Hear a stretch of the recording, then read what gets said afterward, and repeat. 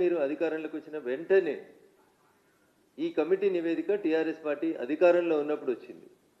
24 October 2023 సంవత్సరంలో వచ్చింది. ఇంకా అప్పటికి ఎన్నికలు పూర్తి కాలేదు. ఎన్డీఎస్ఏ నివేదిక అక్టోబర్ 23లో వచ్చింది. అప్పటికి రాష్ట్రంలో టీఆర్ఎస్ పార్టీ అధికారంలో ఉంది. ఆ నివేదికను ఆధారంగా చేసుకొని ఎందుకు మీరు అధికారంలోకి వచ్చినటువంటి డిసెంబర్ తర్వాత 2 నెలలకో 3 నెలలకో చంద్రశేఖరరావు గారినో హరీష్ రావు గారినో లేదా కేటీఆర్ గారినో లేదా ఈ కాళేశ్వరం ప్రాజెక్టులో సంబంధించినటువంటి వ్యక్తుల్ని మీరు ఎందుకు అరెస్ట్ చేయలేకపోయింది? 2 ఏళ్ళు టైంపాస్ చేసి సాగదీసి కమిషన్ గడువును 3 నెలలు 6 నెలలు పెంచుతూ వచ్చి చివరికి మొన్న 25 అక్టోబర్ నెలలో అసెంబ్లీ ప్రత్యేక సమావేశాలు పెట్టి మీరు దాన్ని సిబిఐకి పంపిస్తున్నామని రాసింది. దీని వెనకాల ఉన్నటువంటి మతలబు ఏందో ముఖ్యమంత్రి గారు చెప్పాలి. ఈ 20 నెలలలో టీఆర్ఎస్ పార్టీ పెద్దలకి ఢిల్లీలో ఉన్నటువంటి రాహుల్ గాంధీకి ఏఐసిసి నాయకత్వానికి మధ్యన కుదిరిన ఒప్పందం వల్ల కేసీఆర్ను వారి కుటుంబ సభ్యుల్ని అరెస్ట్ చేస్తే కాంగ్రెస్ పార్టీకి బదనాం వస్తుంది. కాబట్టి ఈ బదనాం మన మీదకి రాకుండా మనం తప్పించుకోవాలనుకుంటే కేంద్ర ప్రభుత్వం పరిధిలోకి నెట్టి సిబిఐకి ఇవ్వమని చెప్పి ఏఐసిసి పెద్దలు ఇచ్చినటువంటి సూచన మేరకే మీరు అసెంబ్లీలో ఆగమాగం ఒక తీర్మానం చేసి కేసుని సిబిఐకి పంపిస్తున్నామని చెప్పి చేతులు దులుపుకునే కార్యక్రమాన్ని చేసిరు తప్ప ఇంకొకటి కాదు. మీరు మాటలు ప్రతిపక్ష నాయకుడిగా చాలా మాట్లాడినరు, పిసిసి అధ్యక్షుడిగా నోటికి ఏదొస్తే అది మాట్లాడినరు. అన్నీ మాట్లాడిన తర్వాత అధికారంలోకి వచ్చిన తర్వాత ఈరోజు పనిచేయమంటే మీరు చెప్పిన టెలిఫోన్ ట్యాపింగ్లో ఏం జరుగుతుందో చూసినాం. రోజుకో సీరియల్ నడిపిరు 3 నెలలు. టెలిఫోన్ ట్యాపింగ్లో వీళ్ళని తెస్తాం వాళ్ళని తెస్తాం, ఇక అరెస్ట్ చేస్తాం, రేప్ చేస్తాం, ఎల్లుండి ప్రభాకర్ రావుని చేస్తాం, అవతల ఎల్లుండి కేసీఆర్ని చేస్తామని ఊకదంపుడు ఉపన్యాసాలు ఇచ్చిరు తప్ప ఏం కాలేదు. అదేంటి అంటే ప్రభాకర్ రావు సుప్రీంకోర్టుకు పోయింది కాబట్టి ఏం చేస్తలేమో అంటారు. సుప్రీంకోర్టుకు పోయినటువంటి అనేక మంది ముద్దాయిల్ని ఇతర కేసులలో అరెస్ట్ చేసి తర్వాత పీటీ వారెంట్ కింద టెలిఫోన్ ట్యాపింగ్లో రిమాండ్ చేసింది ప్రభుత్వం.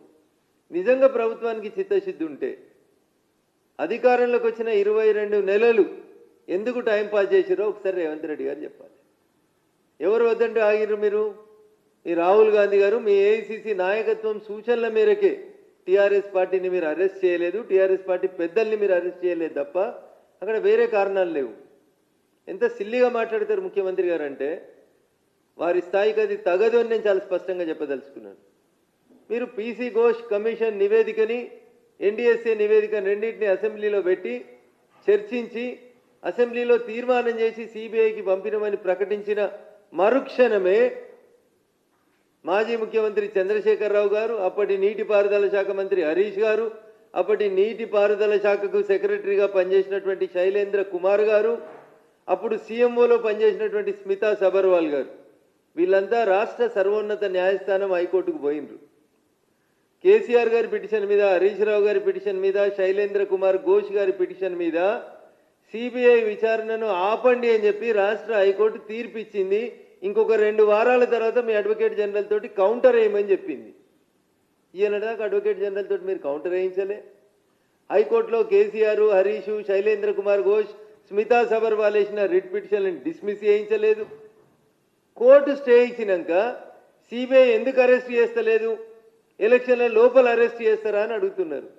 అరే మీరు ముఖ్యమంత్రి గారి ఆధీనంలో నేరుగా పనిచేసేటువంటి ACB daily reports to honourable chief minister of any state.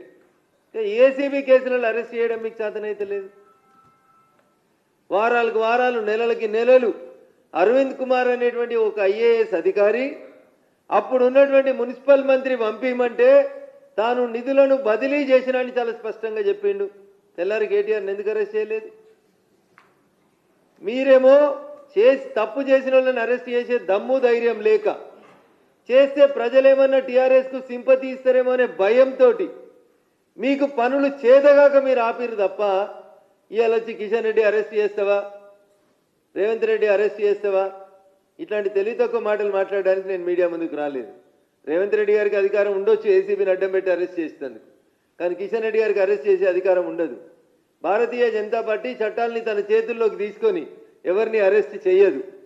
అంతేందుకు నేను సూటి ఒక మాట అడుగుతున్న ముఖ్యమంత్రి గారిని, అసెంబ్లీలో సిబిఐకి ఇవ్వమని తీర్మానం చేసిన తర్వాత కేంద్ర హోంమంత్రిత్వ శాఖ దగ్గరకో ప్రధానమంత్రి దగ్గరకో ఓ క్యాబినెట్ డెలిగేషనో మీరో పోయి సార్ ఇగో దీస్ ఆర్ ద ఫ్యాక్ట్స్.